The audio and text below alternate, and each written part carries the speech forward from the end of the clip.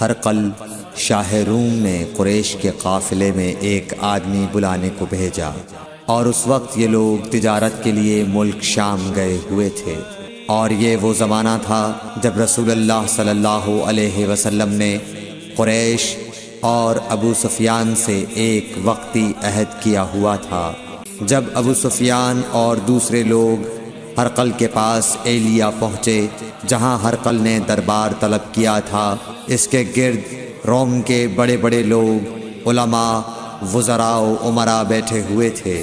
ہرقل نے ان کو اور اپنے ترجمان کو بلوایا، پھر ان سے پوچھا کہ تم میں سے کون شخص مدعی رسالت کا زیادہ قریبی عزیز ہے؟ ابو سفیان کہتے ہیں کہ میں بول اٹھا کہ میں اس کا سب سے زیادہ قریبی رشتہ دار ہوں۔ یہ سن کر ہرقل نے حکم دیا کہ اس ابو سفیان کو میرے قریب لا کر بٹھاؤ اور اس کے ساتھیوں کو اس کی پیٹھ کے پیچھے بٹھا دو۔ پھر اپنے ترجمان سے کہا کہ ان لوگوں سے کہہ دو کہ میں ابو سفیان سے اس شخص یعنی محمد صلی اللہ علیہ وسلم کے حالات پوچھتا ہوں، اگر یہ مجھ سے کسی بات میں جھوٹ بول دے تو تم اس کا جھوٹ ظاہر کر دینا۔ ابو سفیان کا قول ہے کہ خدا کی قسم اگر مجھے یہ غیرت نہ آتی کہ یہ لوگ مجھ کو جھٹلائیں گے تو میں آپ صلی اللہ علیہ وسلم کی نسبت ضرور غلط گوئی سے کام لیتا۔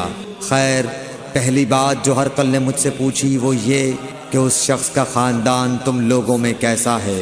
میں نے کہا وہ تو بڑے اونچے عالی نسب والے ہیں۔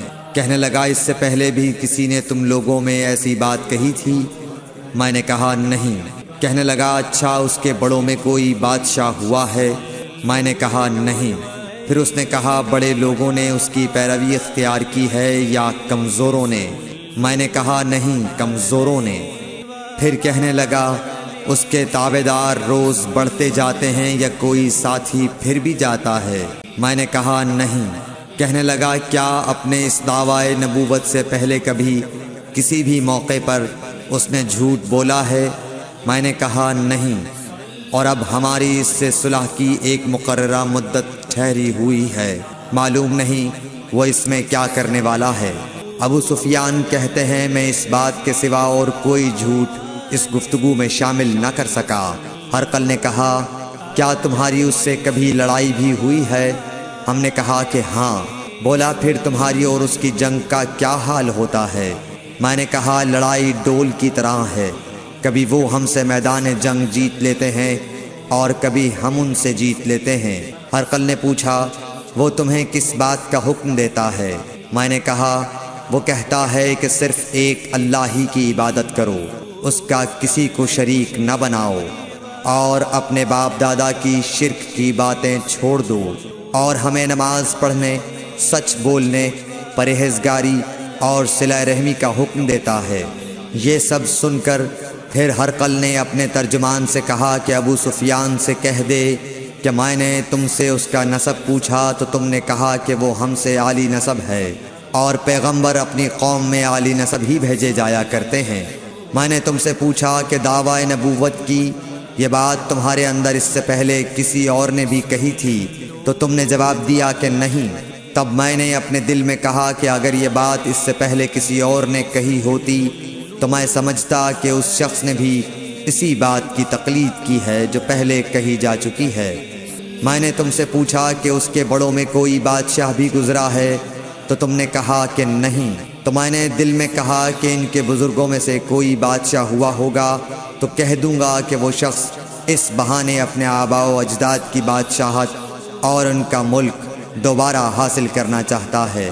اور میں نے تم سے پوچھا کہ اس بات کے کہنے یعنی پیغمبری کا دعویٰ کرنے سے پہلے تم نے کبھی اس کو دروغ گوئی کا الزام لگایا ہے؟ تم نے کہا کہ نہیں۔ تو میں نے سمجھ لیا کہ جو شخص آدمیوں کے ساتھ دروغ گوئی سے بچے وہ اللہ کے بارے میں کیسے جھوٹی بات کہہ سکتا ہے۔ اور میں نے تم سے پوچھا کہ بڑے لوگ اس کے پیرو ہوتے ہیں یا کمزور آدمی؟ تم نے کہا کمزوروں نے اس کی اتباع کی ہے۔ تو دراصل یہی لوگ پیغمبروں کے متبعین ہوتے ہیں۔ اور میں نے تم سے پوچھا کہ اس کے ساتھی بڑھ رہے ہیں یا کم ہو رہے ہیں؟ تم نے کہا کہ وہ بڑھ رہے ہیں، اور ایمان کی کیفیت یہی ہوتی ہے حتیٰ کہ وہ کامل ہو جاتا ہے۔ اور میں نے تم سے پوچھا کہ آیا کوئی شخص اس کے دین سے ناخوش ہو کر مرتد بھی ہو جاتا ہے؟ تم نے کہا نہیں۔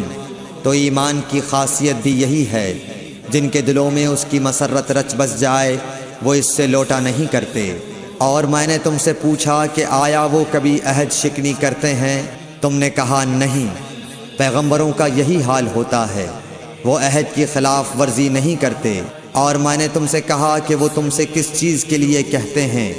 تم نے کہا کہ وہ ہمیں حکم دیتے ہیں کہ اللہ کی عبادت کرو، اس کے ساتھ کسی کو شریک نہ ٹھہراؤ، اور تمہیں بتوں کی پرستش سے روکتے ہیں، سچ بولنے اور پرہیزگاری کا حکم دیتے ہیں۔ لہٰذا اگر یہ باتیں جو تم کہہ رہے ہو سچ ہیں تو ان قریب وہ اس جگہ کا مالک ہو جائے گا کہ جہاں میرے یہ دونوں پاؤں ہیں۔ مجھے معلوم تھا کہ وہ پیغمبر آنے والا ہے، مگر مجھے یہ معلوم نہیں تھا کہ وہ تمہارے اندر ہوگا۔ اگر میں جانتا کہ اس تک پہنچ سکوں گا تو اس سے ملنے کے لیے ہر تکلیف گوارا کرتا۔ اگر میں اس کے پاس ہوتا تو اس کے پاؤں دھوتا۔ ہرقل نے رسول اللہ صلی اللہ علیہ وسلم کا وہ خط منگایا جو آپ نے وحیہ کلبی رضی اللہ تعالیٰ عنہ کے ذریعے حاکم بصرہ کے پاس بھیجا تھا، اور اس نے وہ ہرقل کے پاس بھیج دیا تھا۔ پھر اس کو پڑھا تو اس میں لکھا تھا، اللہ کے نام کے ساتھ جو نہایت مہربان اور رحم والا ہے۔ اللہ کے بندے اور اس کے پیغمبر محمد صلی اللہ علیہ وسلم کی طرف سے یہ خط ہے شاہ روم کے لیے۔ اس شخص پر سلام ہو جو ہدایت کی پیروی کرے۔ اس کے بعد میں آپ کے سامنے دعوت اسلام پیش کرتا ہوں۔ اگر آپ اسلام لے آئیں گے تو دین و دنیا میں سلامتی نصیب ہوگی، اللہ آپ کو دوہرا ثواب دے گا۔ اور اگر آپ میری دعوت سے روگردانی کریں گے تو آپ کی رعایا کا گناہ بھی آپ ہی پر ہوگا۔ اور اے اہل کتاب، ایک ایسی بات پر آ جاؤ جو ہمارے اور تمہارے درمیان یکساں ہے، وہ یہ کہ ہم اللہ کے سوا کسی کی عبادت نہ کریں اور کسی کو اس کا شریک نہ ٹھہرائیں، اور نہ ہم میں سے کوئی کسی کو خدا کے سوا اپنا رب بنائے۔ پھر اگر وہ اہل کتاب اس کتاب سے منہ پھیر لیں تو مسلمانوں، تم ان سے کہہ دو کہ تم مانو یا نہ مانو، ہم ایک خدا کے اطاعت گزار ہیں۔ ابو سفیان کہتے ہیں، جب ہرقل نے جو کچھ کہنا تھا کہہ دیا اور خط پڑھ کر فارغ ہوا تو اس کے ارد گرد بہت شور و غوغا ہوا، بہت سی آوازیں اٹھیں اور ہمیں باہر نکال دیا گیا۔ تب میں نے اپنے ساتھیوں سے کہا کہ ابو کبشہ کے بیٹے حضرت صلی اللہ علیہ وسلم کا معاملہ تو بہت بڑھ گیا، دیکھو تو اس سے بنی اصفر روم کا بادشاہ بھی ڈرتا ہے۔ مجھے اس وقت سے اس بات کا یقین ہو گیا کہ حضور صلی اللہ علیہ وسلم ان قریب غالب ہو کر رہیں گے، حتیٰ کہ اللہ نے مجھے مسلمان کر دیا۔